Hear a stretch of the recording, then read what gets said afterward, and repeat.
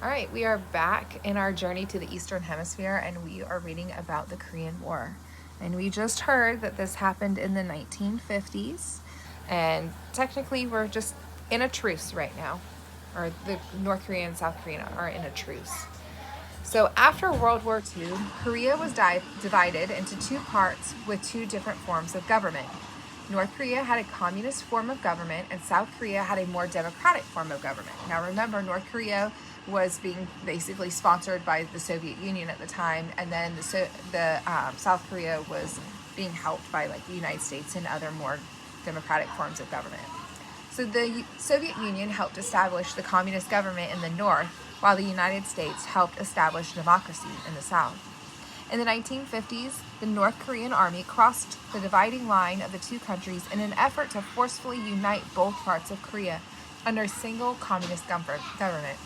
Nations around the world watched and waited to see if the conflict between North and South Korea would grow into a full-scale war between the Soviet Union and the United States, or even erupt into World War III. For the first time, a worldwide organization, the United Nations, played a role in a war. It condemned the aggression by North Korea and called member nations to help support South Korea. From 1950 to 1953, over 2 million people lost their lives in the Korean War. Over 60 years later, the two countries have yet to settle on a peace treaty. Tensions leading to the war began immediately in 1945 after the end of World War II. Japan lost control of Korea, which had been annexed in 1910. The Korean people were now free and ready to rebuild their nation. In order to aid the reconstruction, the country was divided into the north and south along the 38th parallel for what was expected to be a short time. The Soviet Union occupied the north, and the United States occupied the south. However, political tensions between the Soviet Union and the United States, World War II allies, entangled their Korean counterparts. And it's always so interesting to remember that the United States and Soviet Union were on the same side in World War II. The Soviet Union had become an increasingly powerful communist nation by the mid-1900s. While the democratic U.S. opposed Soviet growth and ideology, the two countries had only engaged in a Cold War up to that point. Without fighting one another directly, both the Soviet Union and the U.S. took steps to strengthen and spread their own political systems throughout the world. In 1947, the newly formed United Nations declared that the Korean people should hold elections to establish one government. The Soviet Union refused and instead helped establish the Democratic People's Republic of Korea. Meanwhile, South Korea formed its own government, the Republic of Korea, and the United States removed the last of its troops. Thus, one outcome of these warring ideologies was the formation of the separate nations of North Korea and South Korea in 1948. The two new neighboring countries withstood an uneasy peace as each refused to recognize the independence of the other, and both established their opposing forms of government. In North Korea, communist dictator Kim Il-sung received the full support of the Soviet Union. In South Korea, President and sometimes dictator Syngman Rhee tested the limits of democracy. Before the Korean War even began, constant skirmishes along the border between North and South Korea resulted in almost 10,000 deaths. But for the most part, the United States avoided direct interventions in South Korea. But concern over the spread of communism forced the United States to remain involved. The first military action of the Cold War took place on June 25, 1950, when the North Korean People's Army invaded South Korea. This marked the beginning of the Korean War. Under communist influence, 75,000 North Korean soldiers crossed into South Korea. U.S. troops immediately came to South Korea's aid in fighting the war. Under the leadership of President Harry Truman, Americans saw this as a war not only between North and South Korea, but between democracy and the global threat of communism. If we let Korea down, the Soviets will keep right on going and swallow up one place after another, said Truman. The global community represented by the United Nations agreed.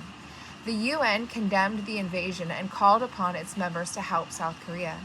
It placed military forces of 15 other member nations under the command of the United States as allies in the fight against North Korea. In all, 41 nations contributed to South Korea in the form of food, weapons, and supplies. The beginning of the war did not go well for the Allies. The North Korean army was much more disciplined and better prepared than the South Korean army. They had experience from fighting alongside the Soviets and Chinese during World War II. They advanced rapidly through South Korea. The American troops, parched by the hot, dry summer, drank contaminated water and rice paddies and became sick. By the end of the summer, U.S. General Douglas MacArthur changed the strategy. No longer would the Allies simply attempt to defend South Korea from invasion. Their new goal was to free North Korea from harmful communist control. This new strategy was successful at first. A surprise attack by sea at Incheon allowed the Allies to push the invading troops out of Seoul. General MacArthur and his forces chased them north across the border. They captured the North Korean capital of Pyongyang and drove the North Koreans almost to the Chinese border. This tactic, however, was seen as aggression by the Communist China. Chinese dictator Mao Zedong sent troops to North Korea to help defend against the invading Americans. He also warned the U.S. to avoid the Chinese border. Tensions ran high as General MacArthur sought to provoke the Chinese into fighting, but President Truman hoped to avoid a larger conflict. Eventually, the Chinese joined the fighting and pushed the Allies back to the south. The hundreds of thousands of Chinese troops were far more than what General MacArthur had predicted. Communists recaptured the Korean capital of Seoul. General MacArthur hoped to mount another attack against North Korea. He famously claimed that there was no substitute for victory against these communist forces. Although much of the world hoped to stop the spread of communism, no one wanted to repeat the recent horrors of World War II. In April of 1951, President Truman fired the aggressive General MacArthur and turned his focus towards peace talks.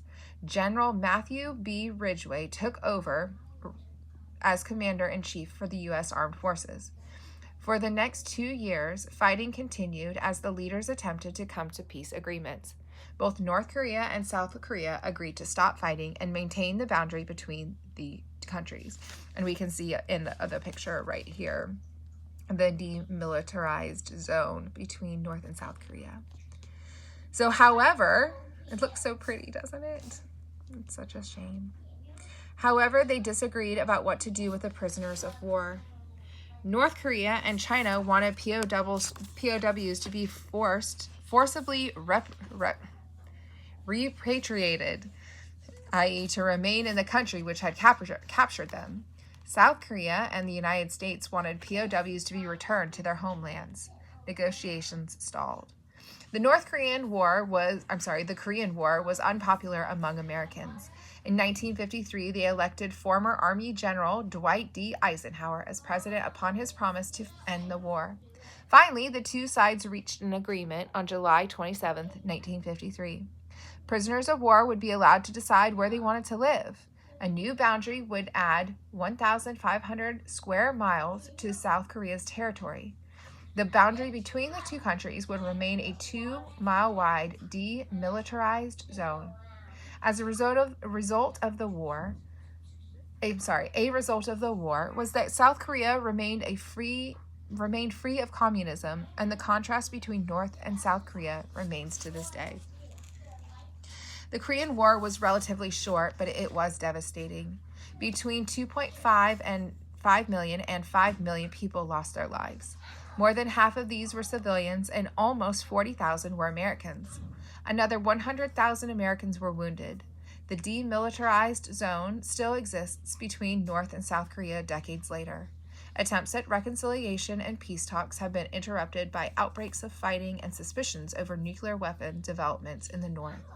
North Korea and South Korea have never signed a peace treaty and rely on the 1953 Armistice Agreement. U.S. military troops remain in South Korea to discourage any further hostilities. And here we can see a picture of the flag of North Korea. All right, Thank you guys for reading with me, and tomorrow we will start with South Korea.